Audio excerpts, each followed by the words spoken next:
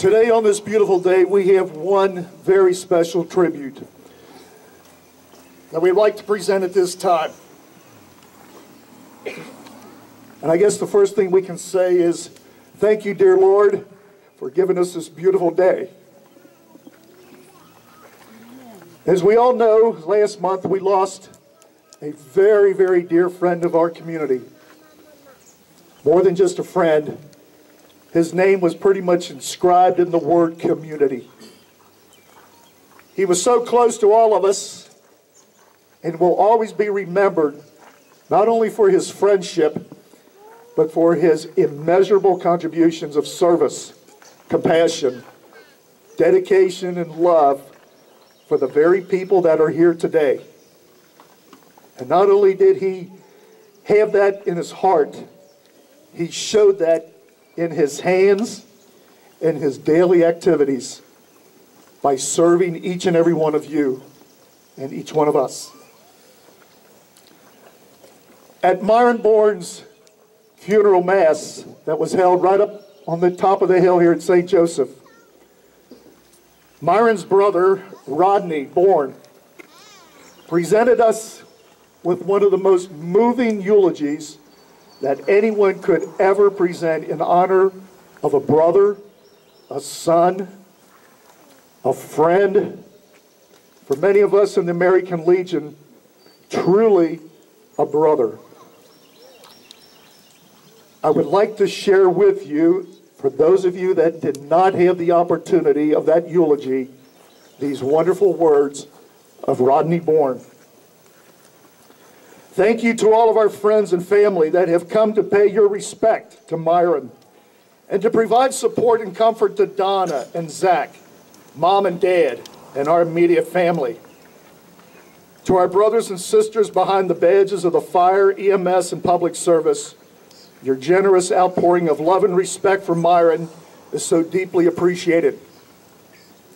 For all of Myron's U.S. Postal Service family, your concern for Myron's welfare over the past few months and your friendship for more than 30 years, our hearts go out to you as you work through this loss also.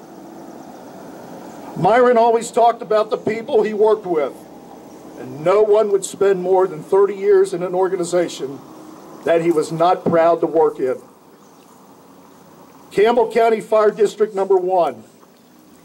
You are so close to the situation, there is absolutely no way that you can conceive of just how much pride and love Myron had for you. He will rest easy knowing that you have it from here. And I have no doubt that you will continue to move forward and get bigger and even better if that is possible. For those of you that don't know him, Chief John Daly had Myron's back for years, and quoting Rodney at this point, he is not standing here with me to be a bouncer, but rather to have my back if I become too emotional to continue. Chief, as Myron did, I love and respect you as well, and will always be grateful for everything that you did for him. When Myron and I were very young, we began school here at St. Joseph's, and every year we would come to the front of the church so a great man named Father Walter Gresskamp could tell us, "Remember, man was made from dust, and unto dust he shall return." I promise you that neither Myron nor I ever gave a thought to the day that we would stand on this amazing church hill and return Myron to the earth. And from deep within my heart, that I know that Myron never dreamed that there would be a day that we were here under these circumstances. As I was writing while my eldest son Ryan drove us here from Texas, I went online and registered Myron on the Firefighter Behavioral Health Alliance as another tragic firefighter suicide. Jeff, the Alliance founder, called me the same day that I registered Myron. He called me back the next day after seeking legal counsel as to whether he could discuss Myron with me. He told me that Myron had reached out to him for help and that they had spoken, and Jeff told me, "I know your brother." He provided Myron with the name of a counselor, and he had scheduled an appointment. And Jeff feels that he had waited too long, and his pain was so real that he had to end the pain before he could work with the counselor. Why do I tell you this? Because Myron devoted his life to caring for others. Now I ask you that in death, we help Myron to continue that devotion as we work to ensure that our first responders, firefighters, EMS providers, and police officers know that suicide is not an acceptable alternative, and that we will do everything within our power to get them the competent medical help they need.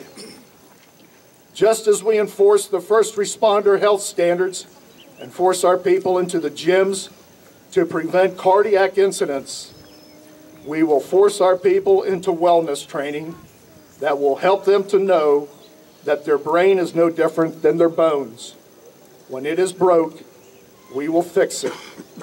And when we do have to help them fix their brain, not a single person will look at them or treat them as they are crazy.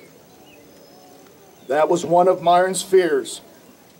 When the zipper to the little compartment in our brains, where we keep all of the haunting thoughts of all the death and destruction that we have dealt with, we will work with our behavioral health professionals to get that zipper repaired and to have those demons put back into their compartment.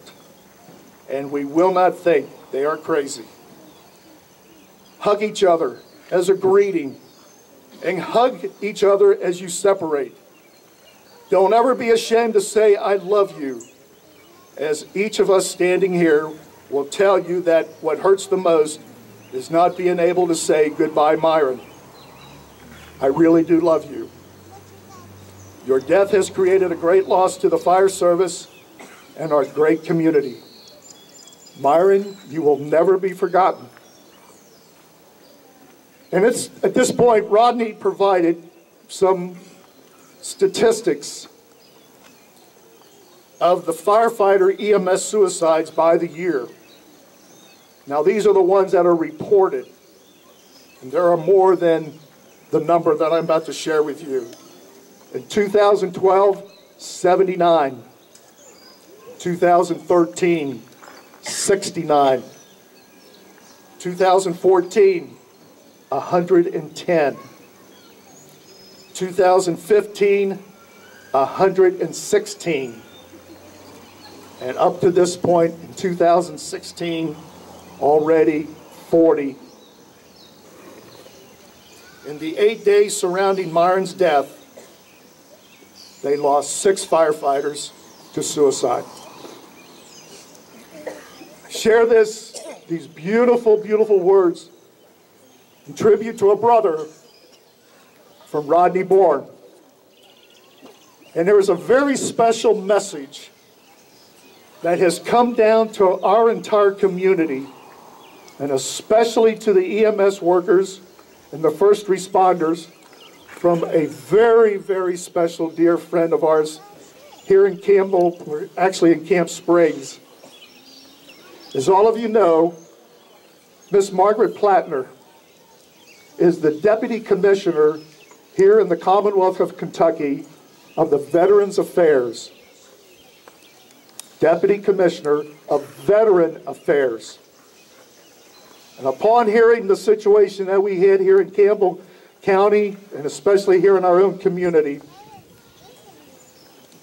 Margaret offered the services of the Kentucky Veteran Affairs Suicide Prevention PTSD Treatment Program to our EMS workers here in Kentucky, and especially into our community. This is to let you know that PTSD is not just a veteran's topic. It is a first responder topic. God bless you, Margaret, wherever you may be at this point. We thank you for your contributions and thank you for your opportunity of allowing us to work with the veterans and the MS first responders.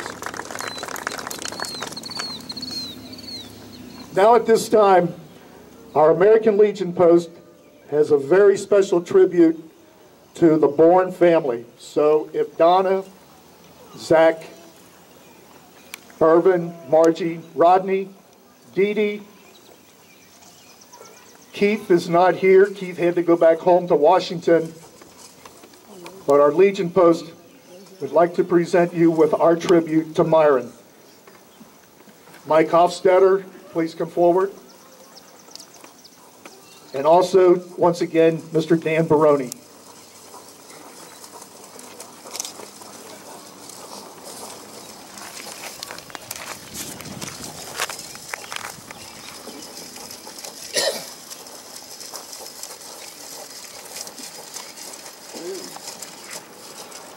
As Ron said, we at the American Legion, along with the family, lost a great friend. And we were associated for 43 years together. So, what we decided to do was to make a plaque. And it's a very special plaque. It has on it, and I'll read it to you. This is presented to the family. In memory of Myron Bourne, 1959-2016, presented by Simon Gosney, American Legion 219, Alexandria, Kentucky. It just doesn't have that. On top it has a plexiglass plaque. I know you all can't see it from where you're sitting, but it has a picture of the firehouse with his uniform transposed over the front of it. And it has a light built into it that at night they plug it in and it lights up the fixture that's on top. So without further ado, I'd like to present this to the Bourne family. Thank you.